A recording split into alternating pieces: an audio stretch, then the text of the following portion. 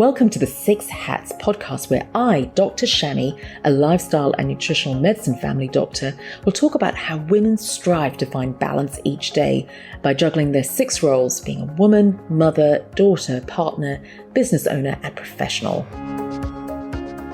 Welcome, everyone. Welcome back to the Six Hats podcast. And today I'm really excited to have Shey Cooper. She's a psychologist in Fitzroy North in Melbourne. And today we're going to talk all about ADHD. So I'm going to look at how it impacts life from work to relationships to managing responsibilities, the common struggles. But we're also going to dive into treatment approaches, coping mechanisms, and what does the future hold with someone with ADHD. So welcome, Shey. Thanks, Shani. Lovely to be here. Thanks for your inviting.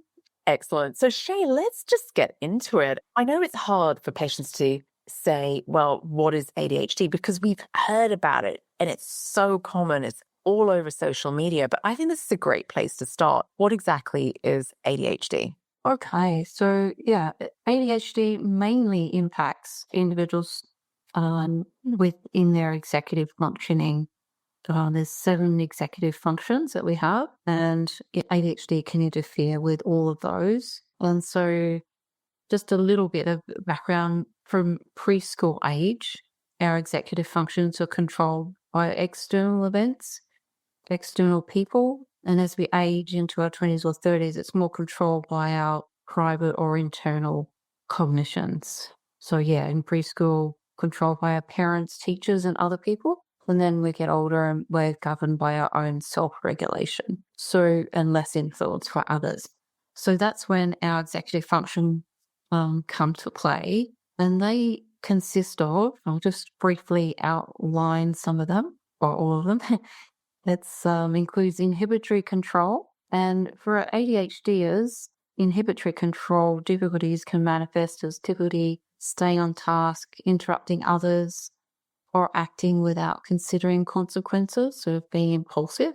Emotional regulation, the ability to manage and control emotional responses to stimuli or situations. ADHDers may experience intense emotions and have difficulty with emotional regulation, leading to mood swings or challenges in interpersonal relationships. Working memory, the capacity to sort of hold and manipulate information in our mind over short periods. And this is crucial for reasoning, learning, and decision making. So it can be hard for ADHDers to follow multi-step instructions or keep track of tasks or recall information from one moment to another. There's cognitive flexibility, so adjusting our thoughts and behaviors in response to changing environments. This allows us to plan and concentrate and follow instructions and manage several tasks at once. Planning and prioritizing. This is a difficult one for a lot of ADHDs. This can result in poor time management, missed deadlines, and overwhelming feelings due to the backlog of tasks. There's task initiation, and this can often result in procrastination or difficulty starting tasks. And that's a very common challenge for ADHDers, often because of that feeling overwhelmed again, unsure, or just either can be overstimulated or understimulated. So basically uninterested in the task they're doing. Organization, disorganization in personal items, places, and ideas can lead to a sort of chaotic living and working environment, contributing to stress and inefficiency. So ADHD can significantly impact various aspects of our adult life and in our work, our relationships, and daily responsibilities. And it's so interesting you say that, because from a clinician point of view, they may present with, say, anxiety or depression. And often we may not be thinking about ADHD at all until we dive deeper. And it may be they've done their own research or they've listened to a couple of podcasts and they suddenly realize maybe it is ADHD, because it's not something that we come to mind. So in a person's life suffering from ADHD, that might be thinking it's quite normal to not complete tasks or struggle at work, struggle at uni. Would that be right, Shey? Yes, absolutely. It's often not on people's radar, and at least 10 years ago, it wasn't. And now with social media, people are becoming aware of things that they do struggle with on a daily basis, and I'm not the only one that struggles with that. So yeah, like maybe I do have ADHD. Let's have a look at that. Yeah, absolutely. So, what are the common struggles? So if we sort of picture someone with ADHD sort of waking up in the morning, what would their day look like? Mm. Well, differs for everybody, of course, but sort of a breakdown of on a personal level, just with sort of daily responsibilities, struggling with maintaining routines, cleaning, organizing, leading to clutter or chaos.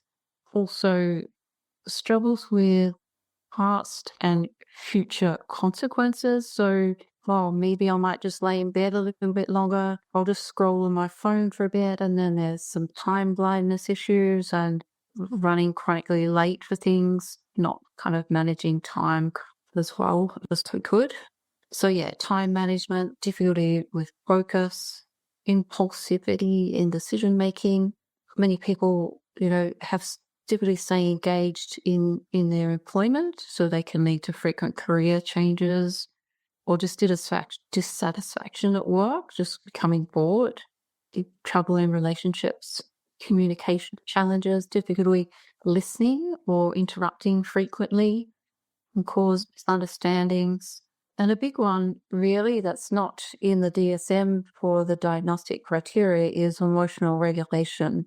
I think it probably will be in the next version of the DSM that, mood swings and frustration can also put a strain on relationships. And it's very common. Forgetfulness, missing dates or commitments can create tension with partners or family or friends.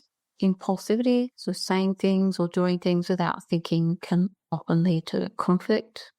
And hyperfocus is really good. That's a strength for ADHDers, but it can also lead to neglecting partners or responsibilities as well. Yeah, I've seen that a lot actually, where someone with ADHD married to someone who not with ADHD and how they struggle in the relationship. What kind of struggles would that look like? So is it just the lack of awareness of the partner's needs and vice versa, perhaps? Well, look, that's a whole episode in itself in relationships. But yeah, I guess if you've heard of the double empathy problem with neurodivergence, it's one, we think everyone else thinks like us. So it's with the struggle with, hang on, if I said that, I would mean this. And the different neurotype is meaning something completely different or in so many different ways. The neurodivergent person might be a lot more direct and come across as rude sometimes, whereas the other person, the ADHD, that when the other person's not direct, it's like gets really frustrated. It's like, well, just get out and get to the point, for goodness sakes. Yeah. Oh, true. So, yeah. Yeah, I can see that play out at work as well, Mm. relating to taking on tasks, communicating with your boss, the boss understanding how you work, and vice versa. So it's actually every aspect of life that would Absolutely. Wow. Yeah.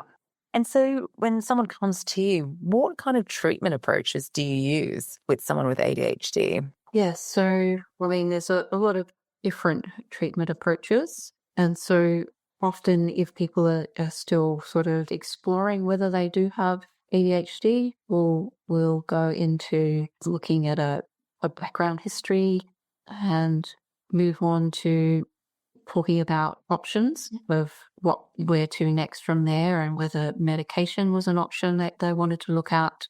There's medication, there's pharmacological, or there's stimulants and non-stimulant medications, and also some behavioral and psychotherapeutic things that we can look at. So there's some CBT programs, mindfulness programs, and a lot of sort of a mixture between ADHD coaching and, coping strategies, support strategies, as well as looking at some co-occurring common, perhaps mental health issues like anxiety, depression that comes with all of those executive functioning challenges. Yeah.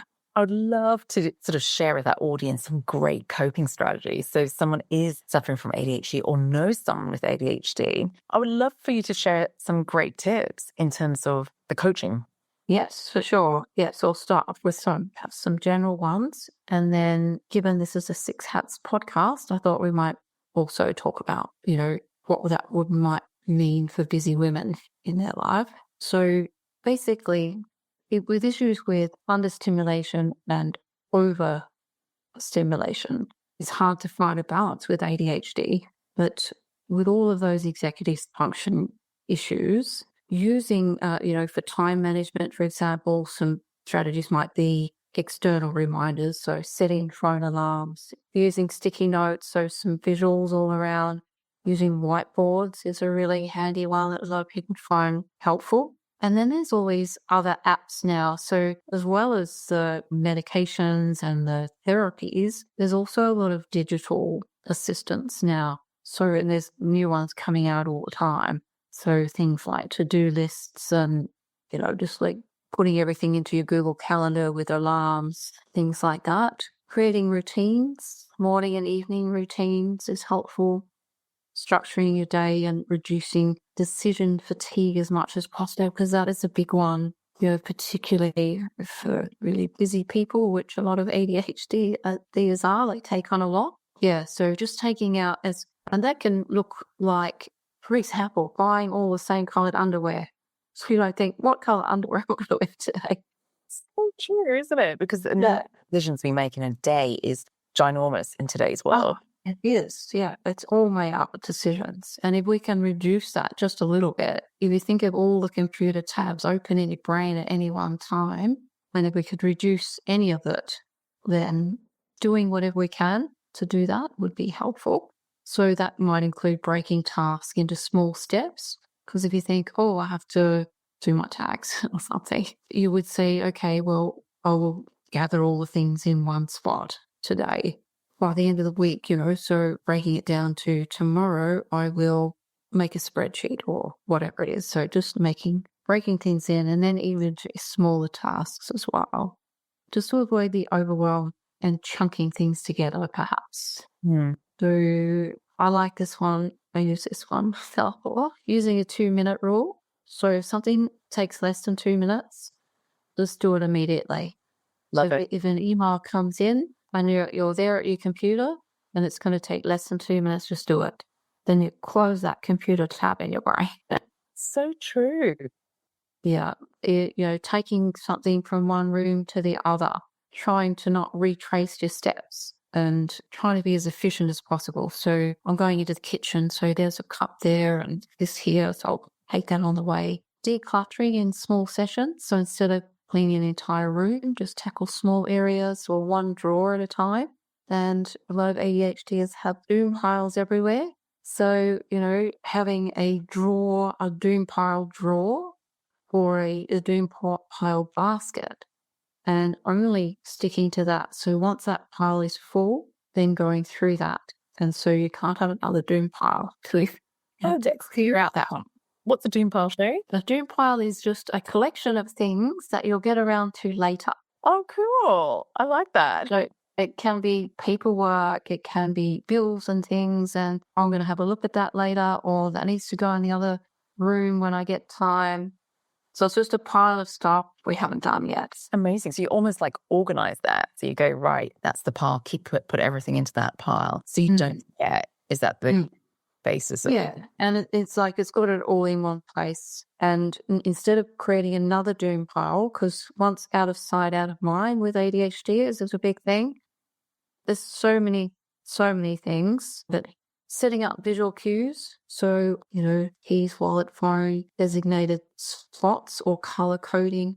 Body doubling is a really helpful one.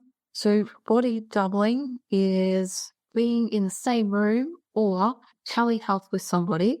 If someone's really struggling to do the thing that they want to do, a certain task, and that might be just making a phone call, might be answering emails, then it's like just having someone in the room. So it could look like you have your partner or a friend in the same room and you're both on your computers. They could be doing whatever they are doing, but you're there getting the tasks done that you were doing on your computer. It works really well. So highly recommend people having a try of that. So also therapists are now, some therapists do group sessions for body dubbing sessions. So people just dial in for the hour and get stuff done. So how does that work in your mind? Is it like accountability?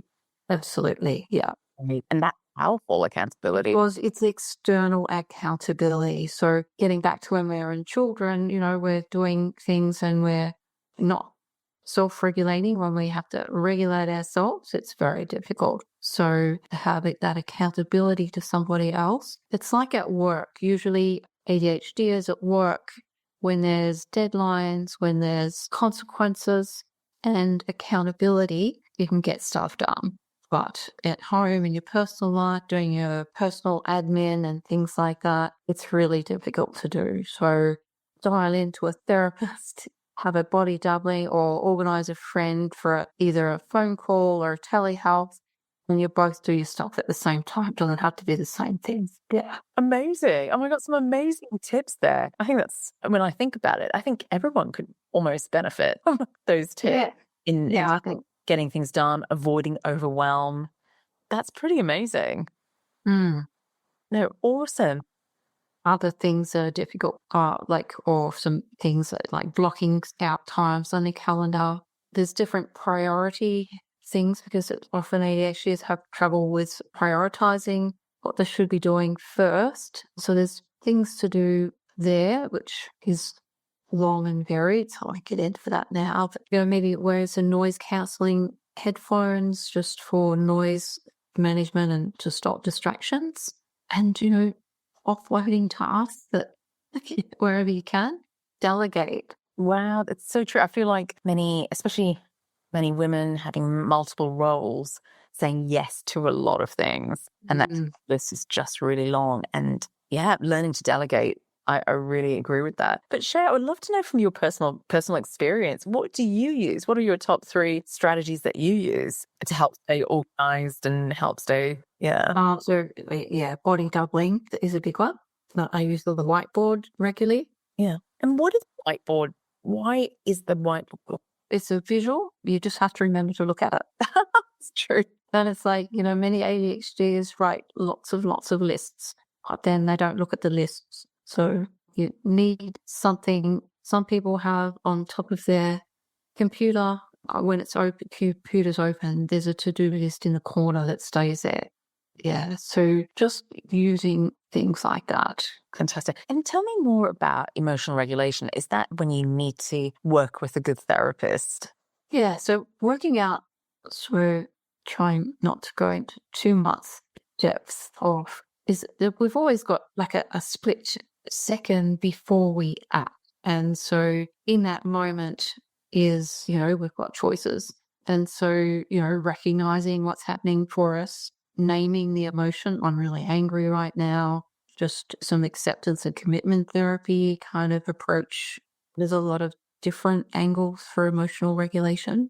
But if you're doing something on a daily basis to keep yourself in the window of tolerance of emotional regulation, and that might be knowing what becoming more self-aware and building insight into what happens when you're hypo-aroused or hyper-aroused, so overstimulated or understimulated, and seeing what works for you.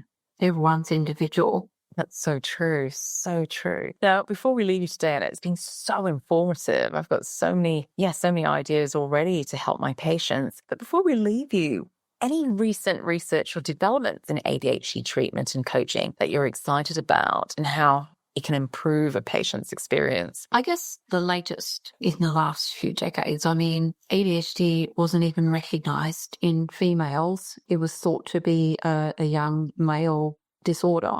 And it's only now lately that, in the last few decades really, that it's been recognized as something that females also can have, and that it endures across the lifespan, whereas it was thought that it was just for young boys and, adult men didn't have it or what else. But just with all the digital things that people can use now and the coaching methods that ADHD coaches and therapists can help with, it's exciting.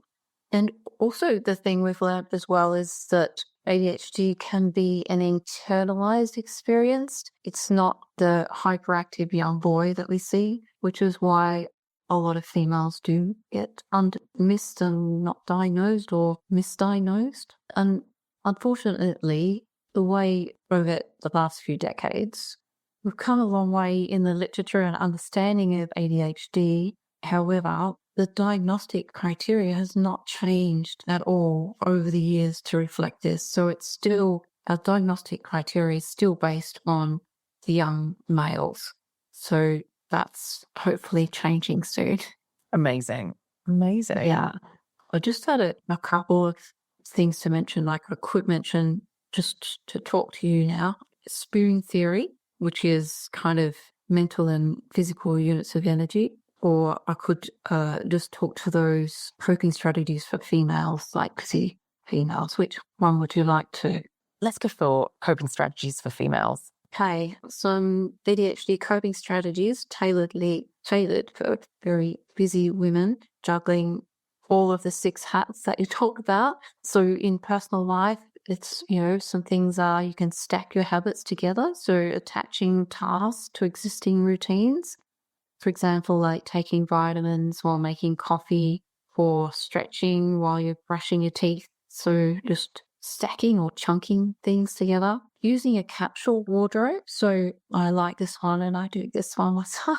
Is just having things that you wear often in one wardrobe or one part of the wardrobe. So, and kind of reducing decision fatigue by just having a small mix and match wardrobe for quick outfit choices. You might have that for work and then you might have your casual wear in another section.